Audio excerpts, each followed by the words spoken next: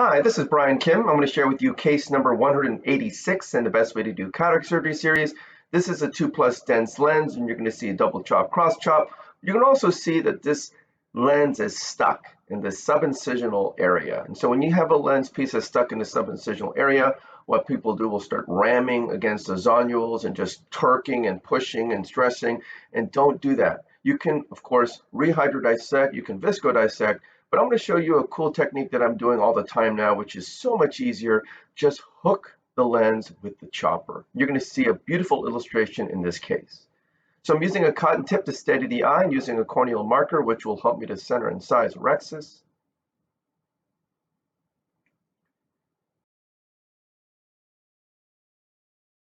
Asking the patient to look to the left of the screen and using the cotton tip to steady the eye, and using the blade to make a paracentesis incision, first on the right side and then the left side, making sure I'm parallel to iris plane, which creates a nice corneal shelf, which will allow me to achieve a self-sealing incision.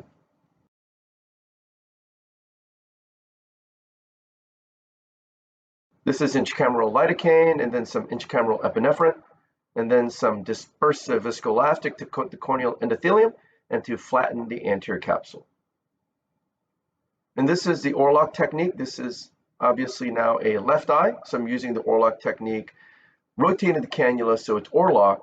It allows me to turn the eye down, and this is the triplanar corneal incision. I make a vertical groove, place the blade into the deep part of the groove, I tunnel, and then when I'm ready to enter, I turn that cannula. You saw I did that subtle maneuver, and then I was able to enter. A very controlled way to control the length of your incision. And so these are the sharp tip Halti Percars. I go in sideways and then turn the tip down, puncture the center, pull the tear towards me, sweeping a little bit to the right, grasping the right side of the tear, and you can see I'm just gently re-grabbing. Again, I'm trying to just gently extend that tear so it gets to my corneal mark, which sets the radius of my rhexis, and then I go around circumferentially. Again, these low profile forceps cause less OVD egress, very good control. Less chance for OVD egress means less radialization forces of the tear during the rhexis maneuver. Very nice control, and I'm able to get a well-centered and sized rhexis. Finish off the rhexis, burp some viscoelastic out. And this will be the Capsulorhexis hydrodissection technique. I place a cannula under the rhexis edge, contra-incisionally, point the tip down, get a nice wave, point the tip back up, decompress on the left side, sweeping under the rhexis edge, pushing BSS on the left side, doing the same thing on the right side.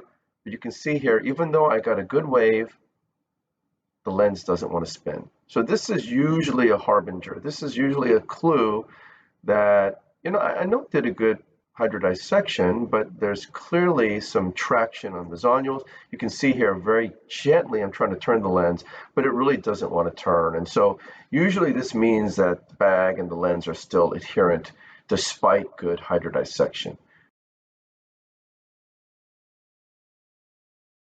Go ahead and lift the incision with the chopper, going in with irrigation off to minimize Descemet's trauma, removing the surface epinuclear material, placing the chopper under the rhexis edge contra-incisionally, point the tip down, turn the phaco tip vertically sub-incisionally, bringing the instruments together, fracturing the lens in half. That's double chop, placing the chopper around the right heminucleus, hooking the peripheral lens, pulling the chopper centrally towards the phaco tip, fracturing the lens against the phaco tip like a chopping block. That is cross chop. Placing the chopper around that first quadrant, hooking the peripheral lens, crushing it against the phaco tip, again with another cross chop maneuver, lifting that first piece up, crushing the lens between the instruments, and then emulsifying the lens piece.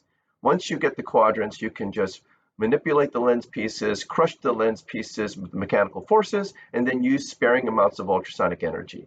You saw I use the chopper to hook that fragment back up. Very easy, very safe.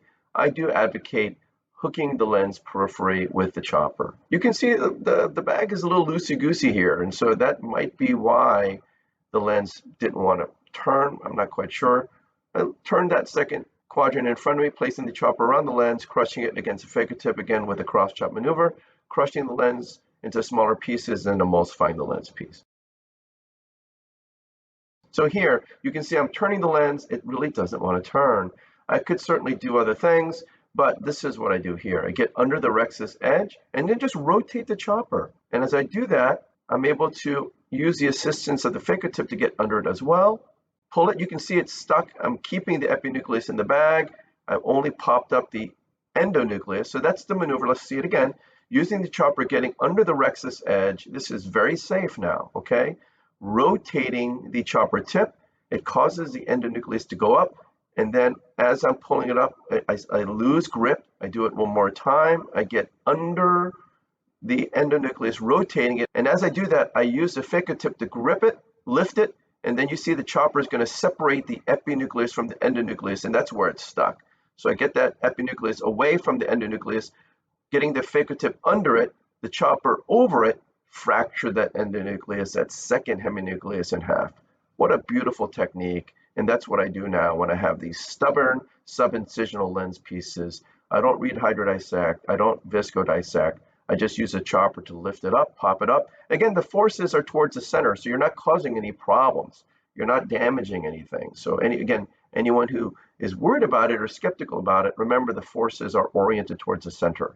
Just because it's sub-incisional doesn't mean it's more risky. It's just, you haven't seen that before. And I've never seen that before. And that's, again, since I've been doing this is the only time I've ever seen anyone do that. And so I think it's a really cool maneuver. And you don't have to push on the zonules. You don't have to depend upon rotating the lens piece. Some people just get stuck because they don't know how to handle the situation. And as you saw, very easy to handle this situation.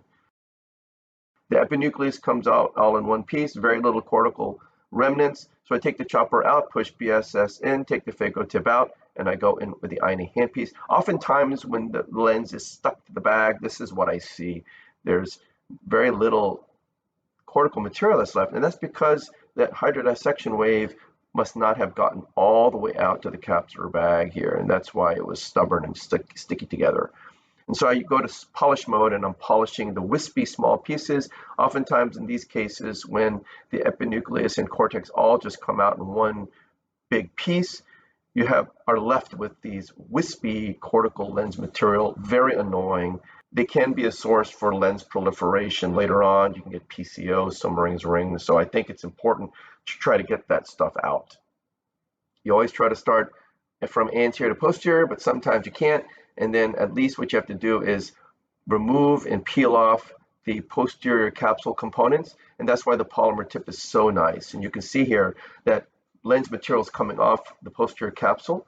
And by doing it that way, you're loosening it. And so it's going to be easier for it to come out when you pull on the anterior side. And that's the reason why you have to pull that posterior stuff off. If you don't, it's like having a sticker. If you have more surface area that's adherent, then it's going to be less likely to come off. And so by releasing that stuff, it's going to allow you to release it from anterior much more easily and without so much difficulty. So you see I'm using the polymer tip on the polish mode, such a great mode and such a great tip. Polishing under the rhexis edge, removing the lens epithelial cells. Again, polishing the posterior capsule, making sure you're getting that fine wispy stuff off. Again, if you don't look for it, you don't know it's there. I know that I'm convinced that because we have these great microscopes, we can see all that stuff. With the old scopes, there's no way you could have seen all that. And truth is, there was a lot of attitude and there was always this talk about, the enemy of good is great. And so, people were like, get out of Dodge. And so I don't really feel this is really very dangerous. You saw I pushed BSS into the sub-incisional capsulorhexis, and there was a lot of stuff that came out. And it came out more easily because I dissected that stuff off the posterior capsule. So a lot of lens material came out from the sub-incisional area. Again, I like to do it this way because I don't want to fool with bimanual and taking that out. And I do love that polymer tip, and I would be giving up on that polymer tip. So I have a lot of confidence in it.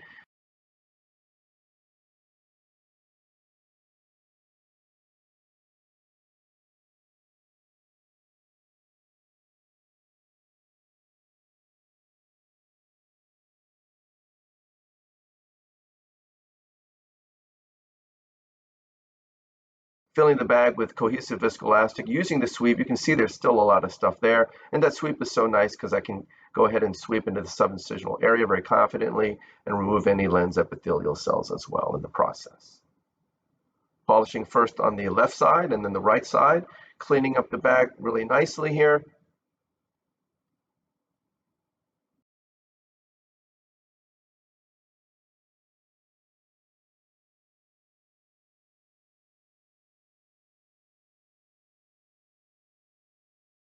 And this is the single piece acrylic lens. I'm going to go in, bevel down, delivering the leading haptic into the capsular bag, switching to INA, going in with irrigation off, activate irrigation, disengaging the haptics off the optic, tilting it and rotating it 90 degrees, getting underneath the lens, removing the viscoelastic from within the bag, repositing the optic back down, switching to polish mode, polishing underneath the rhexis edge, and then I'll switch to visco mode, removing all the viscoelastic from the anterior chamber, and then I'll hydrate my incision. So again, this is a patient with a 2+ sticky lens. You saw again the epinucleus and cortex came out all at once. It's usually a sign that the lens is very sticky and adherent to the capsular bag, despite a good hydrodissection. And so sometimes the lens is still stuck and you don't want to cause any zonular stress. I always cringe when people just manhandle and push and force the lens to move. You can do that and you'll get away with it, but guess what? The patient's going to come back perhaps years later with a dislocated lens. And you're going to wonder, did I contribute to that? Maybe you did, maybe you didn't. But if you have a gentle technique, you can at least say with confidence looking back that you did everything you could to be as gentle as possible on this eye.